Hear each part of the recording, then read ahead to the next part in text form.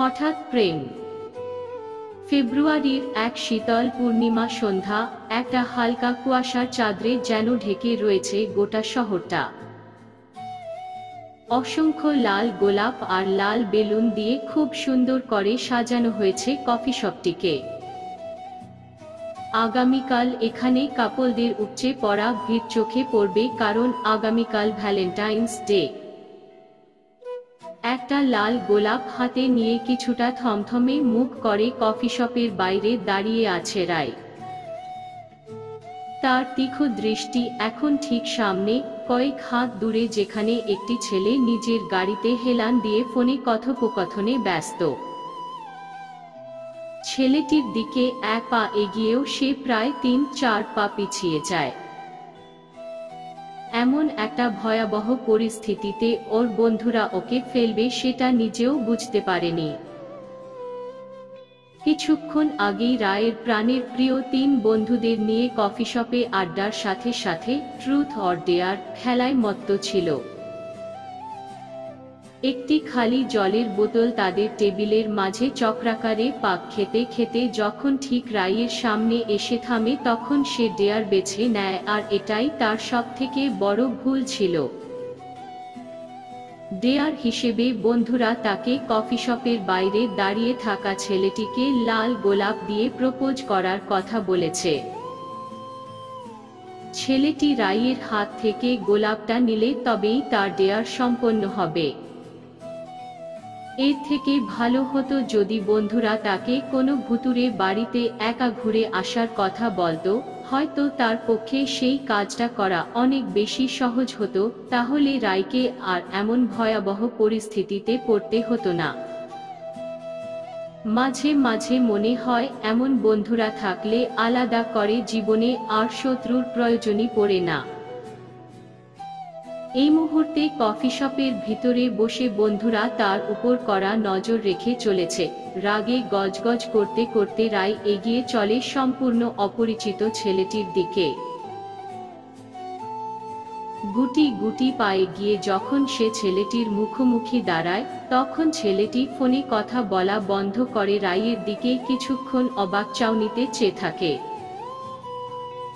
তাকে কিছু বলার সুযোগ না দিয়েই রায় গোলাপটা তার দিকে এগিয়ে এক ঝটকায় বলে ফেলে, আমি তোমাকে ভালোবাসি।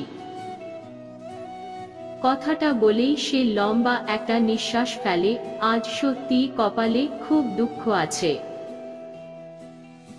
লজ্জায় রায় মুখ তুলতে পারে না, তবুও কোনোক্রমে ছেলেটির মুখের ভাব দেখার চেষ্টা করে, কিন্তু তার মুখের অভিব্যক্তি দেখে সে বুঝতে পারে না আদপে ছেলেটি খুশি হয়েছে নাকি রেগে গেছে। এমন পরিস্থিতিতে খুশি কেউ হয় না, অবশ্য রেগে যাওয়া যেতেই পারে। সেখানে দাঁড়িয়ে রায় মনে মনে প্রতিজ্ঞা করে আজকের পর থেকে সে আর কোনোদিন এই খেলায় অংশগ্রহণ করবে না। দেখুন, কিছু মনে করবেন না, আমি বাধ্য হয়ে এমনটা করেছি। বন্ধুদের সাথে ট্রুথ অর ডেয়ার খেলতে গিয়ে ফেঁসে গেছি আমি। বন্ধুরা ডেয়ার হিসেবে আপনাকে প্রপোজ করার কথা বলেছে। আমি সরি বলছি, আপনি ফুলটা নিয়ে নিন, আমি চলে যাব এখান থেকে। এক নিঃশ্বাসে কথাগুলো বলে থামে রায়। এইবার সে লক্ষ্য করে ছেলেটির মুখের অভিব্যক্তি ধীরে ধীরে পরিবর্তন হচ্ছে। তার এমন অবস্থা দেখে পরিষ্কার বোঝা যাচ্ছে ছেলেটি মনে মনে খুব মজা নিচ্ছে। ঠিক আছে, ফুলটা নিতে পারি, তবে শর্ত আছে, যদি রাজি থাকো তাহলে। কি শর্ত? ছেলেটির কথা সম্পন্ন হবার আগেই রায় প্রশ্ন করে। সে না থেমে বলতে থাকে, শর্ত এটাই, এতক্ষণ যে আড্ডাটা কফি শপে বন্ধুদের সাথে দিচ্ছিলে সেই আড্ডাটাই গরম কফি হাতে নিয়ে আমার সাথে দিতে হবে। শর্ত শুনে রায়ের ভ্রু কুঁচকে ওঠে। আজকাল ভদ্রতার যে কোনো কদর নেই, এটা তারই প্রমাণ। যেখানে সে সরি বলেছে সেখানে এমন শর্ত রাখার কি এমন প্রয়োজন ছিল? মাথায় আসে না রায়ের। তবে এক কাপ কফিতে এমন কোনো সমস্যা হবে না, তার শর্তটা খুব একটা মন্দ নয়।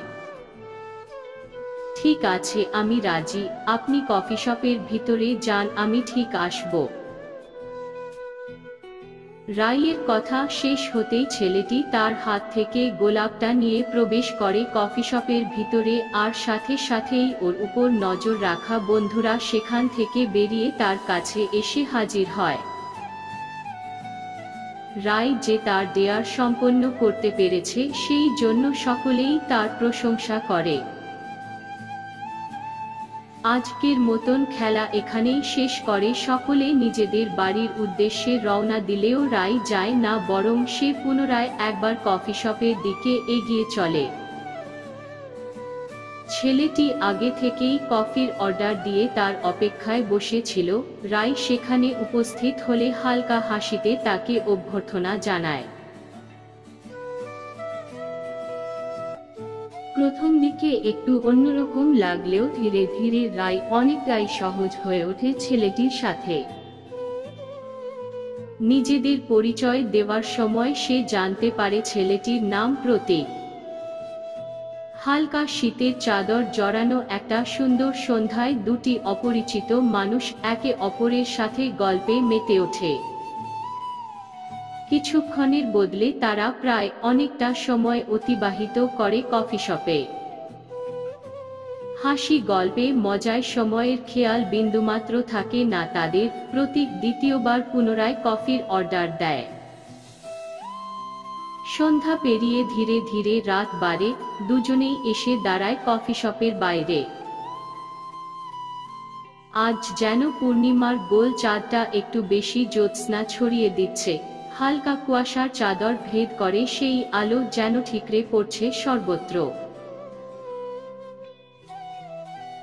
কফির উষ্ণতা মেশানো এই সুন্দর সন্ধ্যাটা কখনো ভুলব না। সত্যি খুব সুন্দর একটা সন্ধ্যা ছিল আমার কাছে। জানি না হয়তো আর দেখা হবে কিনা আমাদের, তবে এবার বিদায় তো জানাতেই হয়। প্রতীকের দিকে তাকিয়ে মুখে হাসি টেনে কথাটা বলে রায়। বিদায় কেন রায়, চাইলে আমরা আবার দেখা করতে পারি। আগামীকাল আমি এখানেই তোমার অপেক্ষায় থাকব। রায়ের দিকে একদৃষ্টে তাকিয়ে কথাটা বলে প্রতীক। মানে? রায় বিস্মিত স্বরে প্রশ্ন করলে প্রতীক তার একেবারে কাছে এসে দাঁড়ায়। কানের কাছে সে মুখটা এনে ফিসফিস করে বলে, মানে এটাই যে আমি তোমার প্রেমে পড়তে চাই। আমাদের সুন্দর গল্পটা না হয় এই কফি শপ থেকেই শুরু হোক। আমি জানি তুমি আসবে রায়, আগামীকাল এখানেই তোমার অপেক্ষায় থাকব। কথাগুলো বলে সে রায়ের হাতে লাল গোলাপটা দেয়। রায় কোনো কথা না বলে নিজের গাড়ির দিকে এগিয়ে যায়। ড্রাইভিং সিটে বসে গাড়িতে স্টার্ট দেয় সে। অর্ধেক খোলা কাচের জানালা দিয়ে এক ঝলক বাইরে তাকায়। এখনো প্রতীক নিজের গাড়িতে হেলান দিয়ে সেখানে দাঁড়িয়ে আছে। তার মুখে প্রকাশ পাচ্ছে একটা মায়া জড়ানো সুন্দর হাসি।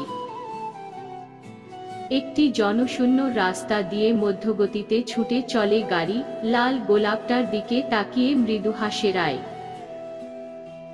ড্রাইভ করতে করতে আবেগ জড়ানো কণ্ঠে সে বলে ওঠে, অপেক্ষায় থেকো প্রতীক, আমি আসব। সমাপ্ত।